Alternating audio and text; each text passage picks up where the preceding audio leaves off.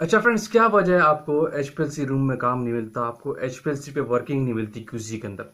ये वो सवाल है जो हर एनालिस्ट 2 साल बाद, 3 साल बाद, 1.5 साल बाद भी सोच रहा होता है कि कुछ लोगों को 2 साल तक भी एचपीएलसी वर्किंग पे चांस ही नहीं मिलता, वो क्यूसी में दूसरे कामों में लगे होते हैं। अब इसके पीछे कुछ रीजंस है, इसके पीछे कुछ कॉजेज हैं, आपने खुद सोचना है जो जिसकी वजह से आपको एचपीएलसी पे काम नहीं मिलता, आपको इंस्ट्रूमेंट रूम में अलाउ नहीं होता, आप छोटी मोटी एनालिसिस में क्लासिकल मेथड पे काम कर रहे होते हैं, स्पेक्ट्रल चला रहे होते हैं और दूसरे टेस्ट कर रहे होते हैं।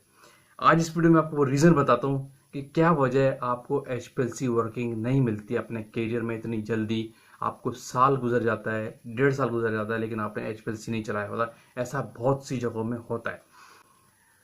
तो आगे चलने से पहले आप देख रहे हैं मेरा चैनल वॉइस ऑफ क्यानी और मैं सफदर खान क्यानी। अच्छा, बटन दबा के चैनल को आप लाजमी सब्सक्राइब कीजिए। अक्सर आप लोग भूलते हैं, ताकि ऐसी टेक्निकल वीडियोस आप तक पहुंचती रहे। देखिए फ्रेंड्स, पहला एक पॉइंट है, वन बाय वन मैं आपको डिस्कस करता हूँ। हर पॉइंट एक दूसरे से लिंक है। सबसे पहला पॉइंट है रिपीट एनालिसिस। जब आपकी एनालिसिस में रिपीटिशन होगा, आप एक काम को 2 बार करेंगे, आपको एचपीएलसी का काम मिला ही नहीं। आप एचपीएलसी के काम को रिपीट करेंगे तो आपको कभी भी एचपीएलसी का काम नहीं मिलेगा, आप दूसरे कामों में लगे रहेंगे। क्योंकि अगर आपने एचपीएलसी पे एक सैंपल्स लगाए और आप देखा कि ठीक ही नहीं हुआ काम, दोबारा लगाएंगे तो आपने ऑडिट ट्रायल और सिस्टम की धज्जियां उड़ा दी। आपने सिस्टम को नॉन कंप्लायंस में ले आए। क्वेश्चन खड़ा हो जाएगा क्यूसी के लिए, ये कौन एनालिस्ट था जो काम कर रहा था कि इस चीज़ को बार बार कर रहा था। तो ये बहुत बड़ी अलार्मिंग चीज़ है। जब आपके काम में रिपीटिशन होगा, यानी आप ठीक तरीके से नहीं करेंगे, तो आपको एचपीएलसी काम तो मिलेगा ही नहीं। दूसरी बात है no accuracy in your work. जो आप एचपीएलसी वर्किंग करते हैं उनमें एक्यूरेसी नहीं है, या दूसरे काम कर रहे हैं उनमें भी एक्यूरेसी नहीं, बॉस की नज़र में आप बार बार काम को दोहराते हैं। तो रिपीटेड वाला वर्क है।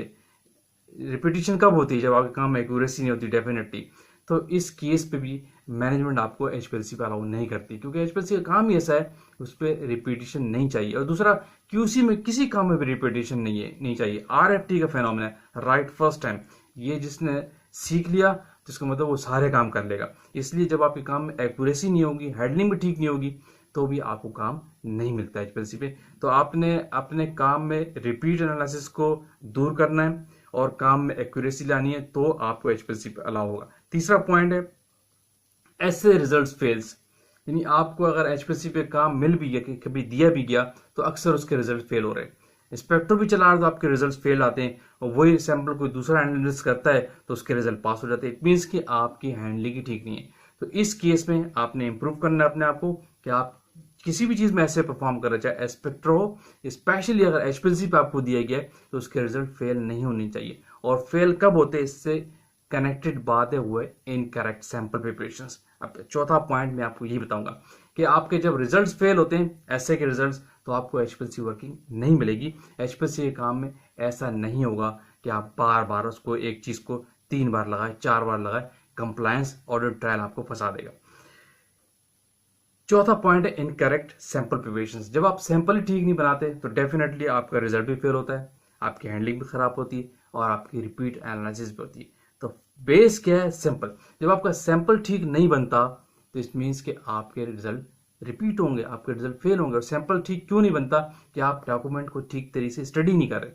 आप डॉक्यूमेंट से आपका बिहेवियर ठीक नहीं है। एसओपी कह रहा है कि इसको 2 घंटे हीट करना है, ये 60 मिनट हीट करना है, आप स्टेप्स बाईपास कर रहे हैं। डॉक्यूमेंट कह रहा है कि वेइंग इस तरीके से करनी है, आप अपनी मर्जी से कर रहे हैं। डॉक्यूमेंट कह रहा है कि अब पहले ये सॉल्वेंट डालना है, फिर ये सॉल्वेंट डालना है, आप अपनी मर्जी से आगे पीछे सॉल्वेंट डाल रहे हैं। इट मीन्स कि आप प्रिपरेशन से ठीक तरीके से नहीं कर रहे। तो आपका जब सैंपल प्रिपरेशन ही करेक्ट नहीं होगा, आपको उस पर कमांड नहीं होगी, वो सैंपल को आप एचपीएलसी पे लेके जाएंगे तो डेफिनेटली फेल होगा। तो इस केस में आपको मैनेजमेंट अलाउ ही नहीं करेगी, इंचार्ज क्यूसी आपको अलाउ ही नहीं करेगा, अलाउ ही नहीं करेगा आप एचपीएलसी पे जाए काम करें, क्योंकि उसका आपका बार बार काम रिपीट होता है। चौथा पॉइंट, सैंपल प्रिपरेशन आपने करेक्ट करनी। जब तक आप सैंपल प्रिपरेशन में ठीक नहीं करेंगे, आपको आगे जाने नहीं दिया जाएगा। अच्छा, एक और बड़ी इंपॉर्टेंट चीज है नंबर 5, वो है टाइम मैनेजमेंट फेलियर।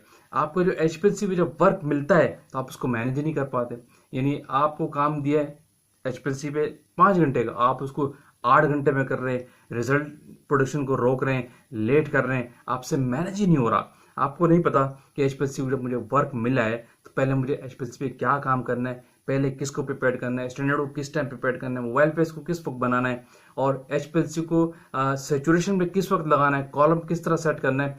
जब आपकी ये मैनेजमेंट नहीं होगी, और कब मुझे सैंपल बनाने हैं, तो ये मैनेजमेंट जब आपकी नहीं होगी, वीक होगी, तो आपको एचपीएलसी वर्क नहीं मिलेगा, क्योंकि आप इस फेल हो जाएंगे। इस मैनेजमेंट फेलियर तो आपको क्यूसी में भी फेल कर देती है, लेकिन एचपीएलसी पे तो आप फेल होंगे ही होंगे अगर आपके टाइम मैनेजमेंट ठीक नहीं है। अगर आपके 3 घंटे की जॉब है, उसको आप एचपीएलसी पे 6 घंटे पे करते हैं, या 1 दिन की जॉब 2 घंटे 2 दिन में करते हैं, तो आपको एचपीएलसी पे कोई भी अलाउ नहीं करेगा, मैनेजमेंट भी नहीं करेगी, और आपको वहाँ का इंचार्ज भी अलाउ नहीं करेगा, क्योंकि आपकी टाइम मैनेजमेंट ठीक नहीं है। तो आपने अपनी टाइम मैनेजमेंट परफेक्ट करनी है, एनालिसिस के लिहाज से, जॉब के लिहाज से, डेली प्लानिंग के लिहाज से, चाहे वो एचपीएलसी पे हो चाहे क्यूसी में हो, लेकिन फोकस एचपीएलसी है। अगर आपको एचपीएलसी का काम मिलता है, वो अगर फेलियर करते हैं टाइम मैनेजमेंट, आपको आगे कोई नहीं आने देगा। अच्छा, एक और चीज़ है, wrong handling of the HPLC या सॉफ्टवेयर। आपको एचपीएलसी पे काम कभी मिल भी गया, तो आप सिस्टम को रॉन्गली हैंडल कर रहे हैं एचपीएलसी को, यानी एंट्रीज ही नहीं कर रहे, कॉलम आप यूज कर रहे हैं, कॉलम की एंट्री नहीं कर रहे। एचपीएलसी आपने यूज किया, एचपीएलसी की एंट्री नहीं की, नेक्स्ट डे किसी और ने वहां पे एंट्री कर दी, आपके एंड से फेलियर हो गया। कॉलम के रिकॉर्ड बुक में आपने एंट्री नहीं की, कॉलम को आपने यूज किया, नेक्स्ट डे किसी और ने एंट्री कर दी, आपका फेलियर हो गया। कंप्लायंस को आप धज्जियां उड़ा रहे, ठीक है। और सॉफ्टवेयर में आप ऑडिट ट्रेल को देख ही नहीं, और सॉफ्टवेयर में चीज़ों को छेड़ रहे हैं, आपको पता ही नहीं कि कहाँ कहाँ जाना है, कहाँ नहीं, आपको अलाउ कहाँ है कहाँ नहीं है।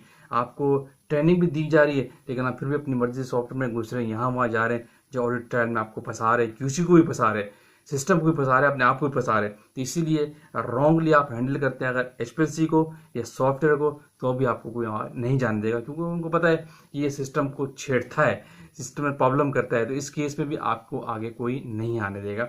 इसलिए अपने आपको हैंडलिंग करनी है एचपीएलसी को तो बड़ी केयरफुली करनी, स्पेशली सॉफ्टवेयर, और खासकर जब आप सैंपल प्रिपरेशन और एंट्रीज है, जो कंप्लायंस का पार्ट है, उनको आपने प्रॉपरली एंट्रीज करनी, कोई मिस नहीं करना।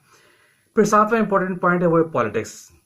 अगर बात जगह में पॉलिटिक्स से कोई ऐसी सियासत है, लोगों की लॉबी बनी हुई है, वो आपको आगे आने नहीं दे रहे, तो फिर वो तो आपकी किस्मत है। वो फिर आपने जज करना है कि मुझे इस जगह पे रहना है या कहीं और जाना है, या मुझे इनके साथ अब कैसे काम करना है। ये पॉलिटिक्स भी बहुत सी जगह पे होती है, लोग आगे नहीं आने दे रहे, बावजूद इसके कि आप ठीक होंगे, लेकिन आपको आगे नहीं आने दिया जा रहा होगा on the because of politics. लोग ग्रुप बना के भी काम करते हो रहे, इस केस में फिर बहुत सारे प्रॉब्लम्स भी होते हैं। तो इस तरह के पॉलिटिक्स वाले मामला को, वो फिर आप वहाँ एग्जिस्टिंग पोजीशंस पे हैं, तो आपने खुद हैंडल करना होगा कि मुझे इन लोगों के साथ अब कैसे काम करना है या यहाँ से चले जाना है।